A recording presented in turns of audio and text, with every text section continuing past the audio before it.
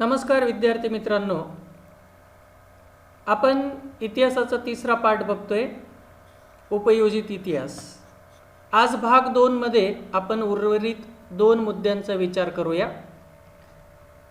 त्यातील आजचा पहिला मुद्दा आहे सांस्कृतिक आणि नैसर्गिक वारशाचे व्यवस्थापन आपण कशा पद्धतीने करू शकतो उपयोजित इतिहासामध्ये, त्याबद्दल बघूया। सर्वप्रथम आपण सांस्कृतिक वारसा कशा पद्धतीने त्याचं व्यवस्थापन करू शकतो ते बघूया। सांस्कृतिक वारसा हा मानवनिर्मित असतो। तो मूर्त आणि अमूर्त अशा 2 प्रकारचा असतो। तर या ठिकाणी सांस्कृतिक वारसा जो आहे तो मानवनिर्मित आहे, म्हणजेच मानवाने निर्माण केलेला असतो आणि तो मूळ म्हणजे मूर्त आणि अमूर्त अशा दोघही स्वरूपामध्ये असतो। आता दोघांचा अर्थ काय ते आपण बघूया। मूर्त सांस्कृतिक वारसा आपण कशाला म्हणू शकतो, तर या प्रकारात प्राचीन स्थळे, वास्तू, वस्तू, हस्तलिखिते, शिल्पे, चित्रे इत्यादींचा समावेश होतो। तर बघा, मूर्त सांस्कृतिक वारसा आपण कशाला म्हणतो की सर्वसाधारणपणे जी काही प्राचीन स्थळे असतील, ज्या खूप जुन्या काळातील वास्तू असतील, किंवा तुम्ही संग्रहालय बघितले असतील तर खूप जुन्या काळातील वस्तू त्या ठिकाणी संग्रहित करून ठेवलेल्या असतात। मग अशा अतिप्राचीन वस्तू किंवा हस्तलिखिते, मग ते दगडावर असेल, एखाद्या पाषाणावर असेल, ताम्रपत्रावर असेल, म्हणजे तांब्याच्या धातूच्या एखाद्या बारीक पट्टीवर ते कोरीव काम केलेलं असेल, किंवा अगदी खूप पुरातन काळी एखाद्या मोठ्या झाडाच्या पानावर सुद्धा लिहून ठेवलं जायचं। तर अशा प्रकारची हस्तलिखिते, नंतर खूप जुन्या काळामध्ये जी शिल्प कोरली गेली ती शिल्प असतील किंवा चित्र असतील, तर ह्या सर्व गोष्टींचा समावेश मूर्त सांस्कृतिक वारशामध्ये केला जातो। आणि दुसऱ्या प्रकारचा सांस्कृतिक वारसा आहे तो म्हणजे अमूर्त सांस्कृतिक वारसा। या प्रकारात पुढील गोष्टींचा समावेश होतो। जसं मूर्त स्वरूपात आपण बघितलं की प्राचीन स्थळे, वास्तू, वस्तू, हस्तलिखिते, शिल्पे, चित्रे यांचा समावेश होतो, त्याचप्रमाणे अमूर्त सांस्कृतिक वारशामध्ये पुढील गोष्टींचा समावेश होतो। सगळ्यात पहिली गोष्ट आहे मौखिक परंपरा आणि त्यासाठी उपयोगात आणली जाणारी भाषा। मौखिक परंपरेचा अर्थ काय होतो की परंपरागत एका पिढीकडून दुसऱ्या पिढीकडे तोंडी एखादी गोष्ट जी सांगत आलेली आहे त्याला आपण मौखिक परंपरा असं म्हणतो। मग त्यासाठी सर्वात महत्त्वाची असते ती त्यावेळी उपयोगात आणली गेलेली भाषा। उदाहरणार्थ, मराठी भाषा बोलणारा व्यक्ती असेल तर त्या पिढीमध्ये अनेक मागील पिढ्यांपासून एखादी गोष्ट जी सांगितली जात असेल ती त्या भाषेतच सांगितली जाते। त्याचप्रमाणे एखाद्या व्यक्तीला तामिळी भाषा येत असेल, संस्कृत येत असेल, पाली भाषा असेल, खूप जुन्या काळामध्ये संस्कृतला दुसरी भाषा गावाकडे पाली किंवा प्राकृत असं म्हणतात, ती सुद्धा बोलली जायची। तर अशी भाषा उपयोगात येऊन एका पिढीकडून दुसऱ्या पिढीकडे जे ज्ञान पुढे पुढे पुढे पुढे पुढे पुढच्या पिढ्यांपर्यंत कायमस्वरूपी चालत येतं आणि मग तो इतिहास आपल्याला माहीत पडतो, त्याला मौखिक परंपरा असं म्हणतात। तर मौखिक परंपरा ही अमूर्त सांस्कृतिक वारशाचं उदाहरण झालं। दुसरं उदाहरण देता येईल ते पारंपरिक ज्ञान। आता पारंपरिक ज्ञान हे कशा संदर्भात शब्द आलेला आहे। उदाहरणार्थ, 12 बलुतेदार जे असतात ते पिढ्यानपिढ्या एक विशिष्ट व्यवसाय करत असतात। मग अशा वेळेला त्या समाजात जन्माला येणाऱ्या पुढच्या पिढीला ते पारंपरिक ज्ञान आपोआप मिळतं। जसं न्हाव्याच्या पोटी जन्माला आलेल्या मुलांना न्हाव्याचा धंदा कसा करतात त्याचं ज्ञान परंपरेने येत असतं। माळ्याच्या पोटी जन्माला आलेल्या मुलांना माळ्याचं काम कसं करतात, शेती कशी करतात हे ज्ञान आपोआप मिळतं। तर त्याला आपण पारंपरिक ज्ञान या प्रकारामध्ये मोडतो। तिसरा जो उदाहरण दिलं आहे ते सण समारंभ साजरे करण्याच्या सामाजिक पद्धती आणि धार्मिक विधी। मग प्रत्येक समाजाची समारंभ साजरे करण्याची एक रीती असते, विधी असतो। मग हा परंपरागत चालत आलेली गोष्ट आहे, म्हणजेच मागच्या अनेक पिढ्या जसं करतात तेच पाहून पुढची पिढी करते. यातून सुद्धा आपल्याला इतिहास कळतो, म्हणून हे अमूर्त सांस्कृतिक वारशाचं उदाहरण म्हणता येईल. नंतर कला सादरीकरणाच्या ज्या काही वेगवेगळ्या पद्धती असेल. आता बघा, कला सादर करण्याच्या खूप साऱ्या पद्धती आहे. आपण चित्रकलेच्या माध्यमातून, कोणी गोष्ट सांगण्याच्या माध्यमातून, कोणी नृत्याच्या माध्यमातून काही ना काहीतरी सांगण्याचा प्रयत्न करत असतो. मग कला सादरीकरणाच्या पद्धती ह्या सुद्धा अमूर्त सांस्कृतिक वारशामध्ये मोडतात. नंतर विशिष्ट पारंपरिक कौशल्य. जसं तुम्ही गायकीबद्दल ऐकलं असेल की विशिष्ट घराण्याची गायकी असते, म्हणजेच त्याला आपण विशिष्ट पारंपरिक कौशल्यामध्ये मोडू शकतो. नंतर अशा प्रकारच्या परंपरा, पद्धती, कौशल्य इत्यादींचे प्रतिनिधित्व करणारे समूह किंवा गट हे सर्व अमूर्त सांस्कृतिक वारशाचं उदाहरण देता येईल. तर हे मूर्त किंवा अमूर्त हे मानवनिर्मित वारसे झाले. त्यानंतर दुसरा मुख्य प्रकार जो आहे तो म्हणजे नैसर्गिक वारसा. आता नैसर्गिक वारसा आपण कशाला म्हणतो? जो निसर्ग परंपरेने आलेला आहे त्याला आपण नैसर्गिक वारसा म्हणतो. निसर्गातील जैववैविध्याचा विचार नैसर्गिक वारशाच्या संकल्पनेत केलेला आहे. त्यामध्ये पुढील गोष्टींचा समावेश होतो. निसर्गामध्ये आपल्याला खूप जैवविविधता आढळते. म्हणजे पृथ्वीतलाचा विचार केला तर या पृथ्वीतलावर आपण विज्ञानामध्ये एक वेगळा धडा शिकलेलो आहे. इंग्लिशमध्ये त्याला बायोडायव्हर्सिटी किंवा जैवविविधता असं म्हणतात. तर निसर्गामध्ये ही जी काही जैववैविध्य असते त्याचा विचार आपण सर्वसाधारणपणे या नैसर्गिक वारशाच्या संकल्पनेमध्ये करतो. मग यामध्ये कोणकोणत्या गोष्टींचा समावेश होतो?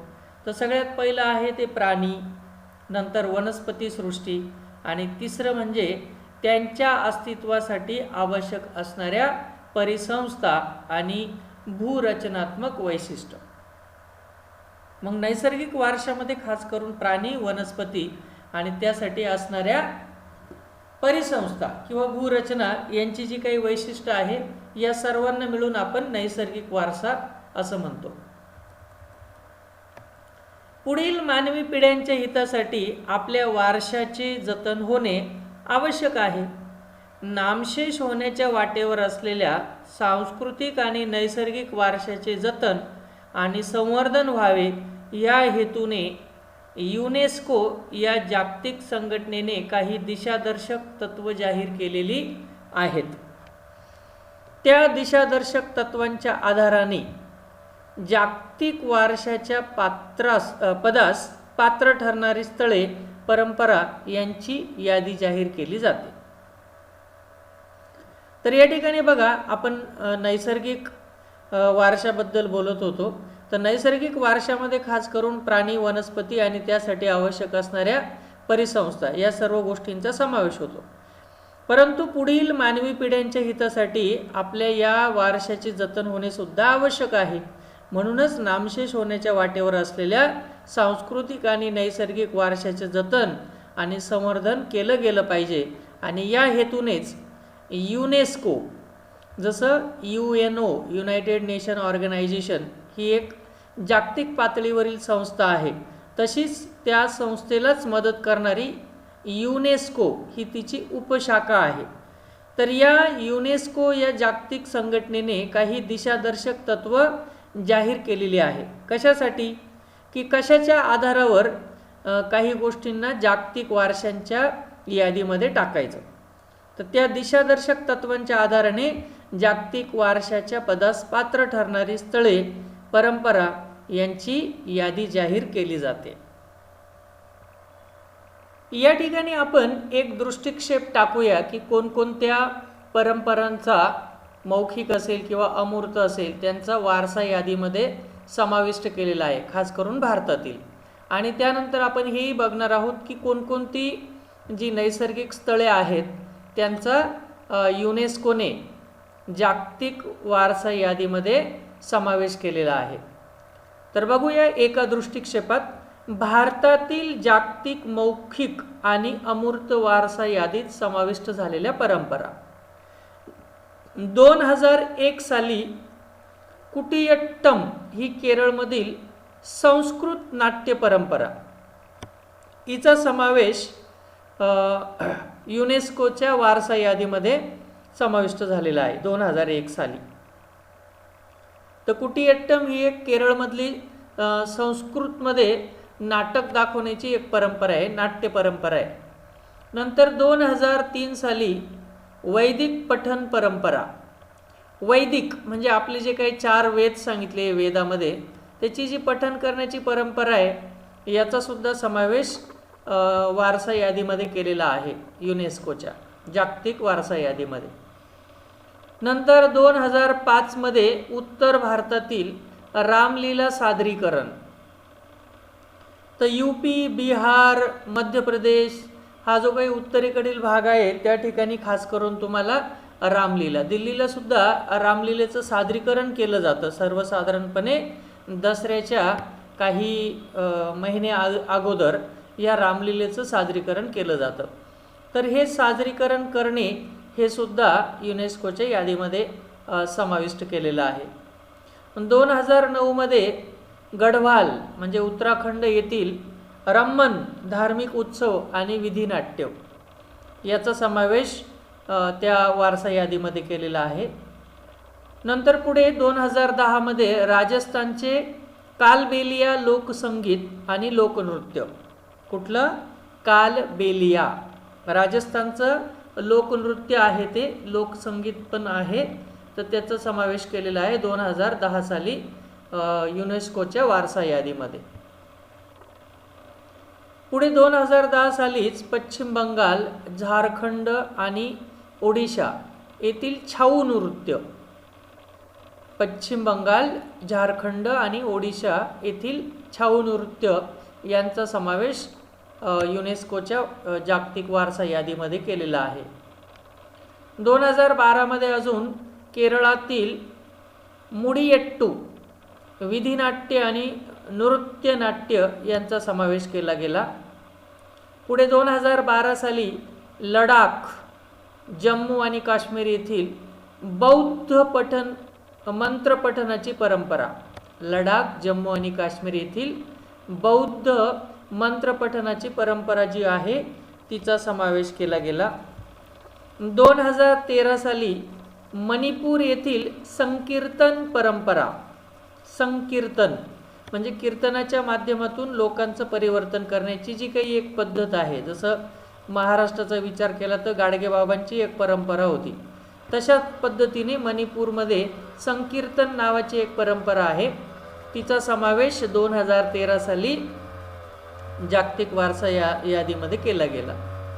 नंतर 2014 मध्ये पंजाबमधील ठठेरा जमातीची तांब्याची आणि पितळी भांडी बनवण्याची जी काही कला परंपरा आहे तिचा सुद्धा समावेश जागतिक वारसा यादीमध्ये केला.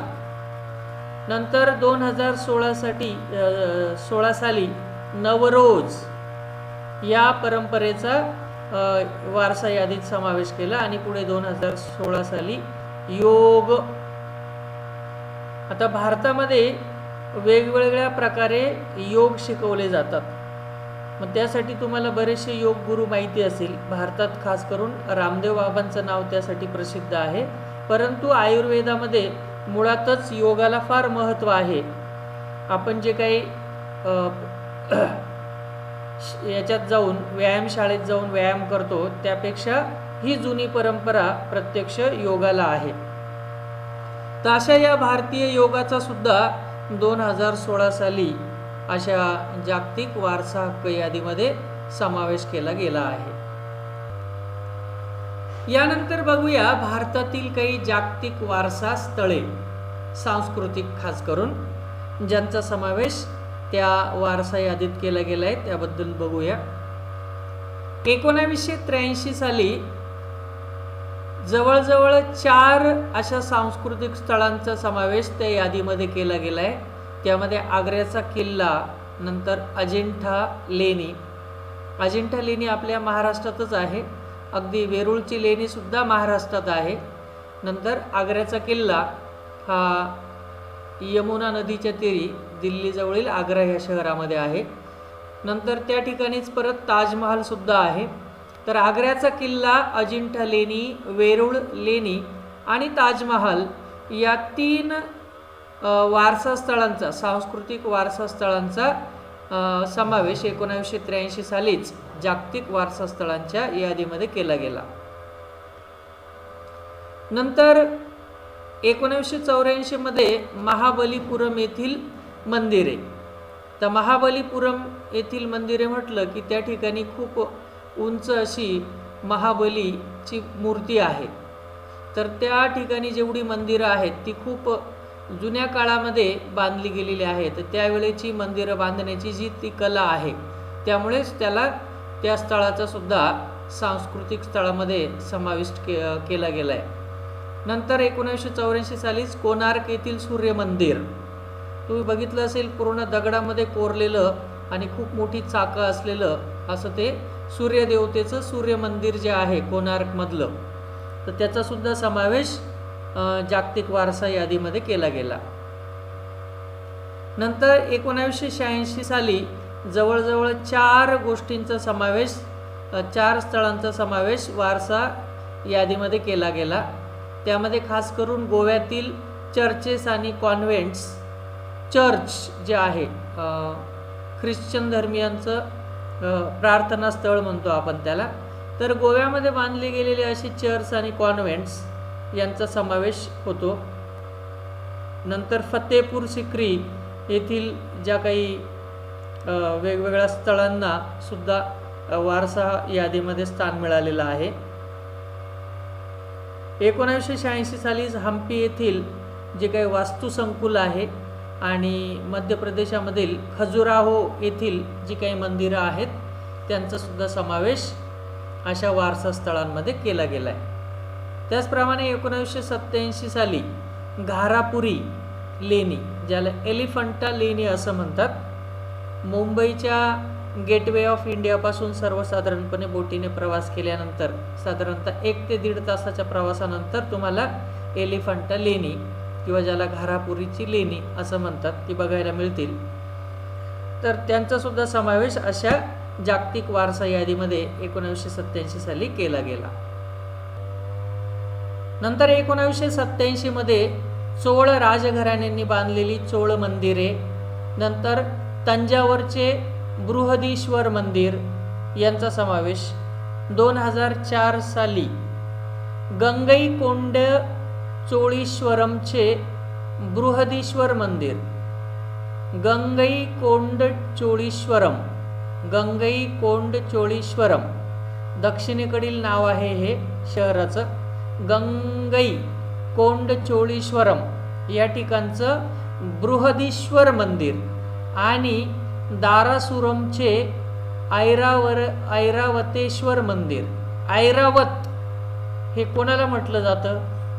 ऐरावत असं म्हणतात की इंद्राच्या वाहन जे आहे ते हत्ती आहे, त्याला ऐरावत असं म्हणतात.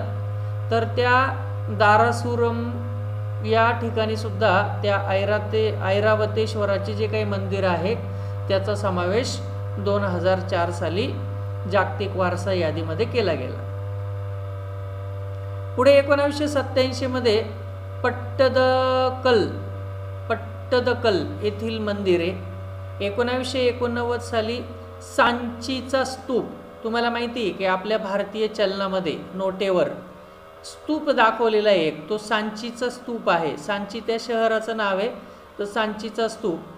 नंतर 1993 मध्ये हुमायूनची कबर, म्हणजेच थोडक्यात ताजमहालामध्ये जी काही बाजूला कबर बांधली आहे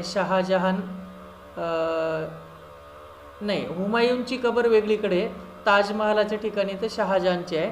हुमायूनची जी काही कबर आहे 1983 साली तिचा सुद्धा समावेश जागतिक वारसा यादीत केला. पुढे 1993 साली कुतुब मिनार आणि परिसरातील वास्तू. नंतर 1999 मध्ये Darjeeling Himalayan railway, Nilgiri mountain railway आणि दी कालका शिमला रेल्वे अशा 3 रेल्वेंचा समावेश जागतिक वारसा यादीमध्ये केला गेला. पुढे 2002 मध्ये बोधगया येथील महाबोधी महाबोधी, बोधगया येथील महाबोधी मंदिर आणि परिसर. नंतर 2003 साली भीमबेटका येथील शैलाश्रय. नंतर 2004 मध्ये चंपानेर पावागड पुरातत्वीय स्थळ. नंतर 2004 मध्ये छत्रपती शिवाजी महाराज टर्मिनस मुंबई. नंतर 2007 मध्ये लाल किल्ला, दिल्लीमध्ये असलेला जो काही लाल किल्ला आहे त्याचा समावेश केला गेला. पुढे 2010 मध्ये जंतर मंतर जयपूर. तर या ठिकाणी जयपूरला जंतर मंतर नावाचं एक अतिशय सुंदर विज्ञानावर आधारित असं एक ठिकाण आहे, ज्याचा पुढे 2010 साली जागतिक वारसामध्ये समावेश केला गेला, जागतिक वारसाच्या यादीमध्ये. नंतर 2013 मध्येच राजस्थानमधील पर्वतीय किल्ले. नंतर 2014 मध्ये गुजरातमधील पाटण येथील राणी की बाव. बाव म्हणजे विहीर. बाव कशाला म्हणतात? विहिरीला. तर राणीची जी काही विहीर होती चारी बाजूनी पायऱ्या असलेली, तर त्या गुजरातमधील पाटण येथील राणी की बावचा सुद्धा समावेश 2014 मध्ये जागतिक वारसा यादीमध्ये केला. नंतर 2016 मध्ये नालंदा महाविहार पुरातत्वीय स्थळ. नालंदा अतिशय जुनं विद्यापीठ आहे भारतातलं.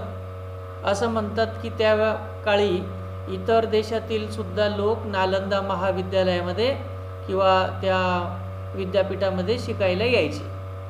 तर त्याचं सुद्धा आता सध्या 2016 साली नालंदा महाविहार आणि पुरातत्वीय स्थळ यांचा समावेश जागतिक वारसा यादीत केला गेला. नंतर 2016 मध्ये चंदीगड येथील कॅपिटल कॉम्प्लेक्स जे आहे त्याचा समावेश केला. 2017 साली अहमदाबाद, गुजरातमधील अहमदाबाद येथील ऐतिहासिक शहर, अहमदाबादचाच ऐतिहासिक शहर म्हणून जागतिक वारसा यादीमध्ये समावेश केला. तर ही झाली भारतातील सांस्कृतिक वारसा स्थळे. आता आपण अशी काही वारसा स्थळे बघणार आहोत जी नैसर्गिक आहेत. ही सर्व मानवनिर्मित होती. नैसर्गिक बघूया. 1985 साली काझीरंगा राष्ट्रीय उद्यान. नंतर 1985 साली केवलदेव राष्ट्रीय उद्यान. पुढे 1985 साली मानस वन्यजीव अभयारण्य. पुढे 1987 मध्ये सुंदरबन राष्ट्रीय उद्यान. 1988 मध्ये नंदादेवी आणि व्हॅली ऑफ फ्लावर्स. नंदादेवी आणि व्हॅली ऑफ फ्लावर्स. 2005 साली राष्ट्रीय उद्याने जेवढी असतील भारतातील त्यांचा समावेश जागतिक वारसा यादीत केला. 2012 मध्ये पश्चिम घाट. इतिहासामध्ये भूगोलामध्ये आपण बघितले पश्चिम घाट जो आहे, पश्चिम घाटाला असं म्हणतात की उतार खूप तीव्र आहे. नंतर त्यावरील नद्या अतिशय वेगाने वाहतात वगैरे वगैरे. आपण पश्चिम घाटाबद्दल माहिती घेतली आहे. तर त्या पश्चिम घाटाचा सुद्धा समावेश जागतिक वारसा यादीमध्ये केला आहे. आणि 2014 साली ग्रेट हिमालयन पार्कचा समावेश सुद्धा जागतिक वारसा यादीत केला गेला. नंतर भारतातील मिश्र स्वरूपाचे जागतिक वारसा स्थळ म्हणून 2016 साली कांचनगंगा राष्ट्रीय उद्यानाचा समावेश केला गेला. तर आतापर्यंत आपण हे बघितलं की युनेस्कोच्या यादीमध्ये कशा कशाचा भारतातील समावेश केला गेला आहे, म्हणजे कोणकोणत्या गोष्टीचा समावेश. या भारतातील गोष्टींबद्दल आपण बोलत होतो ज्यांचा युनेस्कोच्या यादीमध्ये समावेश केला गेला आहे. युनेस्कोच्या जागतिक नैसर्गिक वारशांच्या यादीत पश्चिम घाटाचा समावेश 2012 मध्ये केला गेला आहे. सातारा जिल्ह्यातील कास पठार पश्चिम घाट रांगांमध्येच आहे. सांस्कृतिक आणि नैसर्गिक वारशाचे व्यवस्थापन हे उपयोजित इतिहासाचे एक प्रमुख अंग आहे. खास करून हा जो काही उपयोजित इतिहास म्हणजे जनांचा इतिहास आपण म्हणतो. जनांचा विकास साधण्यासाठी इतिहासाची गरज असते, म्हणून त्याला जनांचा इतिहास असं म्हटलंय. तर या सांस्कृतिक आणि नैसर्गिक वारशांचे व्यवस्थापन हे मुळातच उपयोजित इतिहासाचे एक प्रमुख अंग मानलं गेलं आहे. या वारशाचे जतन आणि संवर्धन करण्याचे बहुतांश काम भारत सरकारचे पुरातत्व खाते आणि भारतातील प्रत्येक राज्य शासनाची पुरातत्व खाती करत असतात. मग आता या ठिकाणी हे जे काही आपण वारसे जतन करून ठेवले, तर फक्त जतन करून किंवा त्यांची यादी करून चालणार नाही, तर त्यांचं संवर्धन करावं लागतं. संवर्धन करणे म्हणजेच काय की ते वारसे जपणे, ते खराब होणार नाही, त्यांची काळजी घेणे, त्यांची डागडुजी करणे, हे सर्व करणे म्हणजे संवर्धन करणे होय. तर या सर्व वारशांचं जतन आणि संवर्धन करण्याचं काम भारत सरकारचे जो काही पुरातत्व खातं आहे आणि शिवाय भारतातलं प्रत्येक राज्य जे असेल त्या राज्य शासनाची सुद्धा पुरातत्व खाती असतात, तर ही खाती करत असतात. नंतर इंटॅक ही म्हणजेच थोडक्यात Indian national trust for art and cultural heritage, INTACH ही स्वयंसेवी संस्था या क्षेत्रात 1984 पासून कार्यरत आहे. कुठली संस्था? इंटॅक. लक्षात ठेवा नाव. इंटॅक ही स्वयंसेवी संस्था. स्वयंसेवी संस्था कशाला म्हणतात? स्वतःहून ज्या संस्था असं काम करण्यास इंटरेस्ट दाखवतात त्यांना आपण स्वयंसेवी संस्था असं म्हणतो. म्हणजे सरकारकडून कुठल्याही मदतीची अपेक्षा न करता त्या स्वतःहूनच या क्षेत्रामध्ये उतरत असतात. तर इंटॅक पण अशीच एक संस्था आहे जी 1984 पासून या क्षेत्रामध्ये कार्यरत आहे. सांस्कृतिक आणि नैसर्गिक वारशांच्या स्थळांचे जतन आणि संवर्धनाच्या प्रकल्पामध्ये अनेक विषयातील तज्ज्ञांचा सहभाग आवश्यक असतो.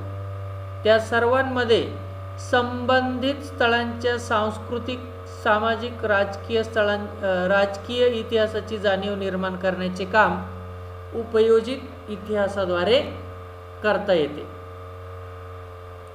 तर लक्षात ठेवा, नैसर्गिक वारशांच्या ज्या काही स्थळांच्या जतन आणि संवर्धनाच्या प्रकल्पामध्ये या विषयामध्ये जे काही तज्ज्ञ आहेत त्या सगळ्यांचा सहभाग आवश्यक आहे. कारण त्याचं संवर्धन कसं करायचं हे त्या विषयातील तज्ज्ञच सांगू शकतात. म्हणून या विषयामध्ये जे काही तज्ज्ञ लोक आहेत त्यांचा या प्रकल्पांमध्ये सहभाग अतिशय महत्त्वाचा आहे. कारण त्या सर्वांमध्ये संबंधित स्थळांच्या सांस्कृतिक, सामाजिक आणि राजकीय इतिहासाची जाणीव निर्माण करण्याचे काम त्या उपयोजित वास्तूद्वारे किंवा इतिहासाद्वारे करता येते. त्यामुळे काय काय फायदे होतात? तर सगळ्यात पहिलं म्हणजेच प्रकल्पांतर्गत वारसा स्थळांचे मूळ स्वरूप न बदलता जतन आणि संवर्धनाची कामे करणे शक्य होते. म्हणजेच एखादं वारसा स्थळ जर पडलं असेल तर ते आपल्याला पुन्हा बांधून उपयोग नाही आहे, ते आहे त्या मूळ स्वरूपातच राहिलं पाहिजे. म्हणून सर्वात महत्त्वाची गोष्ट आहे ती म्हणजे त्याचं जतन करणे, त्याचं संवर्धन करणे, आहे तसंच टिकून ठेवणे. नंतर दुसरी गोष्ट म्हणजे स्थानिक समाजाची घडण आणि मानसिकता यांच्यामुळे असणारी वर्तमानातील विविध आव्हाने, स्थानिक लोकांच्या अपेक्षा यांचा आढावा सुद्धा घेता येतो. तर अशा प्रकारच्या सांस्कृतिक स्थळांमुळे स्थानिक समाजाची जी काही जडणघडण आहे, त्यांच्या परंपरा ज्या आहेत, त्यांची मानसिकता आहे, शिवाय त्यांच्यापुढे असणारी वर्तमानातील जी काही आव्हाने आहे, त्या स्थानिक लोकांच्या अपेक्षा, या सर्व गोष्टींचा आपल्याला या वारशांमुळे किंवा वारसास्थळांमुळे एक प्रकारे आढावा घेण्यास मदत होते. तिसरा महत्त्वाचा मुद्दा आहे तो सांस्कृतिक वारसास्थळांचे जतन आणि संवर्धन करत असताना स्थानिक लोकांच्या भावना दुखावल्या जाऊ नयेत यासाठी कराव्या लागणाऱ्या उपाययोजनांचे नियोजन करता येते.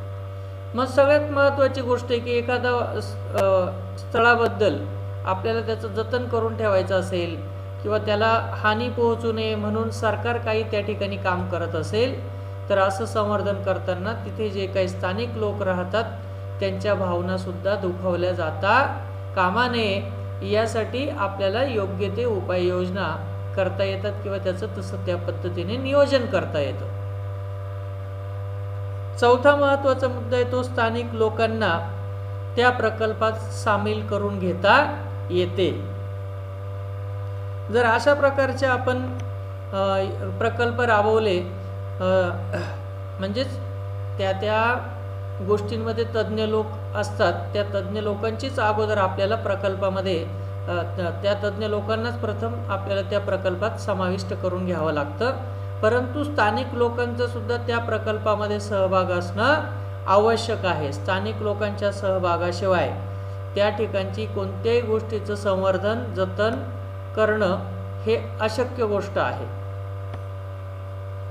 नंतर पाचवा महत्त्वाचा मुद्दा म्हणजे स्थानिक लोकांच्या परंपरागत कौशल्यांना प्रोत्साहन देऊ शकतील अशा उद्योग व्यवसायांना चालना मिळावी, यासाठी पद्धतशीर नियोजन करणे शक्य होते. या ठिकाणी असं करत असताना तिथे जे काही स्थानिक लोक असतील, त्यांच्या परंपरा असतील, त्यांच्यातील काही कौशल्य असतील, त्यांना आपल्याला प्रोत्साहन देता येऊ शकेल. नंतर अशा उद्योग व्यवसायांना सुद्धा त्यामुळे चालना मिळू शकते. आणि असं करायचं असेल तर त्यासाठी आपल्याला पद्धतशीरपणे नियोजन करणं आवश्यक आहे. तर ते नियोजन करणं आपल्याला त्यामुळे शक्य होतं. तर हे आपण बघितलं की कशा पद्धतीने आपण सांस्कृतिक वारशांचं आणि स्थळांचं जतन करण्याचं व्यवस्थापन करू शकतो. यानंतर या पाठाचा शेवटचा मुद्दा आहे संबंधित व्यावसायिक क्षेत्रे. पुढे उल्लेख केलेल्या क्षेत्रांशी संबंधित कायदेशीर नियम आणि सार्वजनिक धोरणे ठरवण्यासाठी सुद्धा इतिहासाचे ज्ञान पूरक ठरते. जसं की संग्रहालये आणि अभिलेखागार, ऐतिहासिक स्थळांचे जतन आणि संवर्धन, नंतर पर्यटन आणि आतिथ्य, आणि शेवटचा मुद्दा आहे मनोरंजन आणि संपर्क माध्यमे. तर या संबंधित व्यावसायिक क्षेत्रांशी निगडीत सुद्धा उपयोजित इतिहास कसा महत्त्वाचा आहे हे तुम्हाला कळालं असेल.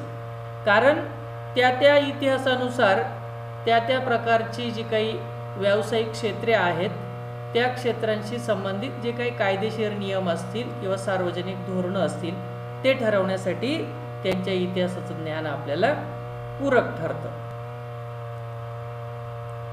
आता माहीत आहे का तुम्हाला की जगातील सर्वात प्राचीन समजले जाणारे संग्रहालय आता किती सालचं, इसवी सन पूर्व 6वे शतक, म्हणजेच आता जर 2020 चालू असेल तर 2020 ही तारीख मोजायला सुरुवात करायच्या अगोदरचा जो कालावधी आहे त्याला आपण इसवी सन पूर्व म्हणतो.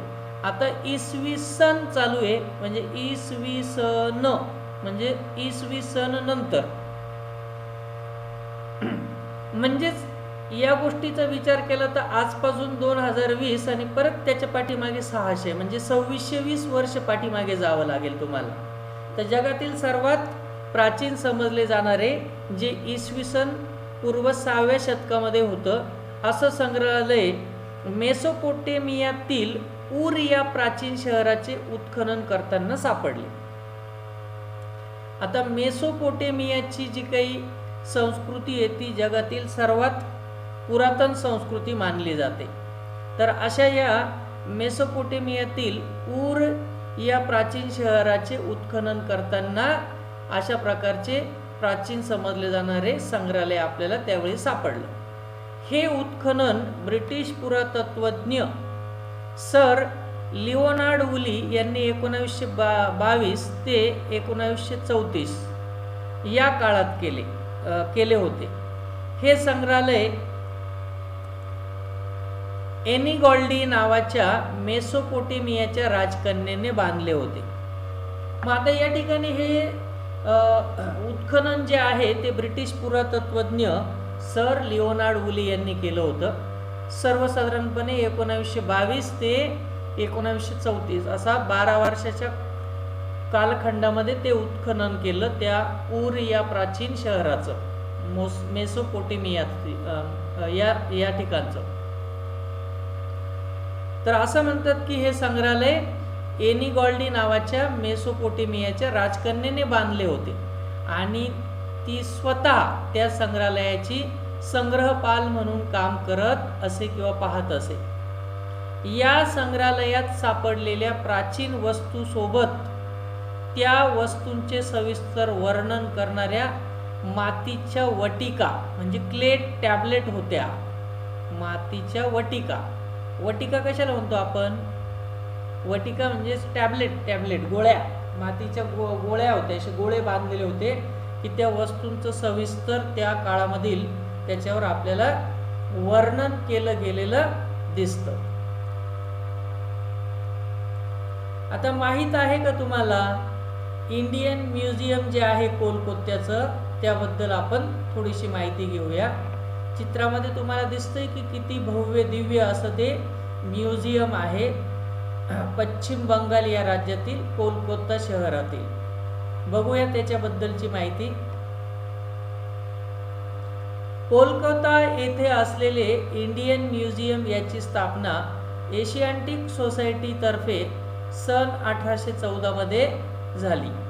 तर या एशियाटिक सोसायटीची म्हणजे एशिया खंडातील जे काही देश आहेत त्यांची मिळून जी एक सोसायटी तयार करण्यात आली होती, ब्रिटिशांनी स्थापन केली होती ती 1814 साली. अशा या एशियाटिक सोसायटीतर्फे 1914 साली या इंडियन म्युझियमची स्थापना झाली. नॅथनिएल वॉलिक हे डॅनिश वनस्पती शास्त्रज्ञ, त्याचे संस्थापक आणि पहिले संग्रहपाल होते. संग्रहपाल म्हणजे त्या संग्रहालयाकडे लक्ष ठेवणारा जो मनुष्य असतो. जसं ग्रंथालयाकडे लक्ष ठेवणारा ग्रंथपाल असतो, तसा एखाद्या म्युझियम म्हणजे संग्रहालयाकडे लक्ष ठेवणारा किंवा सांभाळणारा तो संग्रहपाल असतो. तर या इंडियन म्युझियमचे पहिले संग्रहपाल आणि संस्थापक सुद्धा होते. संस्थापक म्हणजे ज्यांनी स्थापना केली ते होते नॅथनिएल वॉलिक. हे डेन्मार्क ह्या देशातील लोकांना डॅनिश असं म्हणतात. तर हे डॅनिश वनस्पती शास्त्रज्ञ होऊन गेले. त्यांनी हे संग्रहालय उभारलं होतं इंडियन म्युझियम नावाचं आणि ते स्वतः त्याचे संग्रहपाल सुद्धा होते. मात्र आपण वरती जे बघितलं म्हणजे इथे दिलेले संग्रहालयाचे छायाचित्र 1905 सालचे आहे. संग्रहालयाचे कला, पुरातत्व आणि मानवशास्त्र असे 3 प्रमुख विभाग असून त्यांच्याशी संलग्न असलेले जतन, प्रकाशन, छायाचित्रण, प्रदर्शन, सादरीकरण, प्रतिकृती निर्मिती, प्रशिक्षण, ग्रंथालय सुरक्षा असे विभाग सुद्धा या ठिकाणी आहेत. तर यातील प्रत्येक क्षेत्राच्या म्हणजेच थोडक्यात आपण मागील पानावर जी क्षेत्रे बघितली होती, कोणकोणती? संग्रहालय आणि अभिलेखागार, ऐतिहासिक स्थळांचे जतन आणि संवर्धन, पर्यटन आणि आतिथ्य, त्याचप्रमाणे मनोरंजन आणि संपर्क साधने. यातील प्रत्येक क्षेत्राच्या व्यवस्थापनासाठी विशेष कौशल्य प्राप्त असलेल्या मनुष्यबळाची आवश्यकता असते. उदाहरणार्थ स्थापत्य विशारद, अभियंता, इतिहासकार, पुरातत्वज्ञ, संग्रहपाल, समाजशास्त्रज्ञ, अभिलेखागार व्यवस्थापक, कायदे तज्ञ, छायाचित्रण तज्ञ इत्यादी. मग आपण जे काही वेगवेगळे भाग बघितले, क्षेत्र बघितले, त्या प्रत्येक क्षेत्राच्या व्यवस्थापनासाठी त्या क्षेत्रामधलं विशेष ज्ञान किंवा कौशल्य प्राप्त असलेल्या मनुष्यबळाची खरं तर आवश्यकता असते. जसं कोणकोणतं त्यांच्याकडे खास कौशल्य असलं पाहिजे, तर ते एक तर स्थापत्य विशारद असले पाहिजे किंवा अभियंता, इतिहासकार, पुरातत्वज्ञ किंवा संग्रहपाल, समाजशास्त्रज्ञ किंवा अभिलेखागार व्यवस्थापक, कायदे तज्ज्ञ असले पाहिजे, छायाचित्रण तज्ज्ञ यासारखं विशेष कौशल्य त्यांच्याकडे प्राप्त पाहिजे. अशा लोकांची या ठिकाणी गरज असते. परंतु ही थोडक्यात यादी झाली. ही यादी एवढ्यावरच संपत नाही. तर प्राचीन स्थळे, वास्तू आणि वस्तू यांच्या ऐतिहासिक पार्श्वभूमीचे सर्व तज्ज्ञांना पुरेसे ज्ञान असणे सुद्धा आवश्यक असते.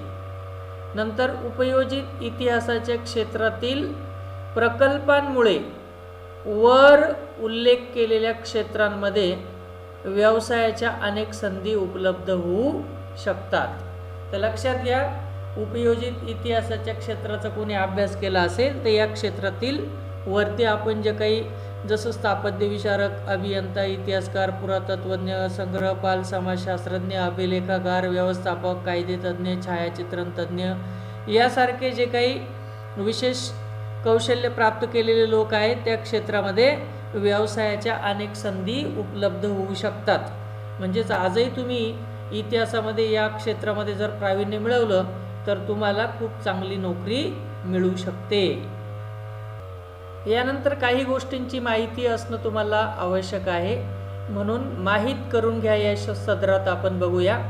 अभिलेखागारामध्ये महत्त्वाची जुनी कागदपत्रे, दप्तरे, जुने चित्रपट इत्यादी जतन करून ठेवली जातात. अभिलेखागार म्हणजे काय हे आपण इयत्ता 9वी मध्ये शिकलेलो आहोत. भारतातील दिल्लीमध्ये सगळ्यात मोठं अभिलेखागार आहे. तर अभिलेखागारामध्ये काय केलेलं असतं की सर्व महत्त्वाची जुनी कागदपत्रे, दप्तरे, जुने चित्रपट इत्यादी गोष्टी जतन करून ठेवलेल्या असतात. भारताचे राष्ट्रीय अभिलेखागार नवी दिल्लीमध्ये आहे. भारतातील प्रत्येक राज्याचे सुद्धा स्वतंत्र अभिलेखागार आहेत, परंतु भारतातलं सर्वात मोठं राष्ट्रीय अभिलेखागार कुठे आहे? नवी दिल्लीला. नंतर वैशिष्ट्यपूर्ण अभिलेखागार पुण्यामध्ये national film archive. National film archive, आर्काइव्हचा अर्थ होतो संग्रह करून ठेवणे, तर राष्ट्रीय फिल्म संग्रहालय म्हणतात त्याला. तर पुण्यामध्ये नॅशनल फिल्म आर्काइव्ह या संस्थेची मुख्य कचेरी आहे. भारत सरकारच्या माहिती आणि प्रसारण खात्याचा माध्यम विभाग म्हणून सन 1964 मध्ये त्याची स्थापना झाली. त्यामागे 3 उद्देश होते. तर या ठिकाणी ही जी काही संस्था आहे राष्ट्रीय फिल्म संग्रहालय किंवा इंग्लिशमध्ये नॅशनल फिल्म आर्काइव्ह, या संस्थेची मुख्य कचेरी पुण्यात असून त्या ठिकाणी भारत सरकारच्या माहिती आणि प्रसारण खात्याचा माध्यम विभाग म्हणून सन 1964 मध्ये त्याची स्थापना झाली. तर याची स्थापनेमागची जी काही 3 उद्दिष्टे ती सांगतो तुम्हाला. पहिलं उद्दिष्ट म्हणजे भविष्यातील पिढ्यांसाठी दुर्मिळ भारतीय चित्रपटांचा शोध घेणे, ते मिळवणे आणि चित्रपटांच्या त्या वारशाचे जतन करणे. म्हणजेच अगदीच खूप जुन्या काळी दादासाहेब फाळके यासारख्या लोकांनी जे चित्रपट बनवले त्या चित्रपटांची प्रिंट आत्ताच्या नवीन पिढीला जर बघायची असेल तर मग ती कुठे शोधणार, ते कसं मिळणार? म्हणून भविष्यातील पिढ्यांसाठी अशा दुर्मिळ भारतीय चित्रपटांचा शोध घेऊन ते मिळवणे आणि त्या चित्रपटांच्या वारशाचे जतन करणे. नंतर चित्रपटांशी संबंधित महत्त्वाच्या बाबींचे वर्गीकरण करणे आणि त्यांच्या कायमस्वरूपी नोंदी तयार करून ठेवणे आणि संशोधन करणे हे दुसरं त्याचं उद्दिष्ट होतं. आणि तिसरं आणि शेवटचं उद्दिष्ट म्हणजे चित्रपट संस्कृतीच्या प्रसाराचे केंद्र प्रस्थापित करणे. तर या 3ही उद्दिष्टांना विचारात ठेवून त्या ठिकाणी राष्ट्रीय फिल्म संग्रहालय म्हणजेच नॅशनल फिल्म आर्काइव्ह या संस्थेची स्थापना पुण्यामध्ये केली गेली. तर या पाठामध्ये आपण पाहिले की उपयोजित इतिहास हे कार्यक्षेत्र लोकांमध्ये इतिहासासंबंधीचे प्रबोधन कसे करता येईल आणि आपल्या सांस्कृतिक आणि नैसर्गिक वारशाचे जतन आणि संवर्धन करण्याविषयी समाजात जागृती कशी निर्माण करता येईल, त्यासाठी इतिहासाच्या ज्ञानाचा उपयोग कसा करता येईल, त्या अनुषंगाने व्यावसायिक कौशल्य आणि उद्योग व्यवसायाच्या क्षेत्रात वाढ कशी करता येईल इत्यादी गोष्टींचा विचार आणि नियोजन करण्याचे काम उपयोजित इतिहासामध्ये केले जाते. तर लक्षात ठेवा, ऐतिहासिक आणि सार्वजनिक स्थळांचे विद्रुपीकरण होऊ नये, त्यांचे पुढील पिढ्यांच्या हितासाठी योग्यरित्या जतन संवर्धन व्हावे म्हणून हे सर्व आवश्यक आहे. तर अशा पद्धतीने आपला इतिहासाचा तिसरा पाठसुद्धा संपलेला आहे. तुम्ही या पाठावरील स्वाध्याय सोडवून तो मला तुम्ही व्हॉट्सॲप करायचा आहे.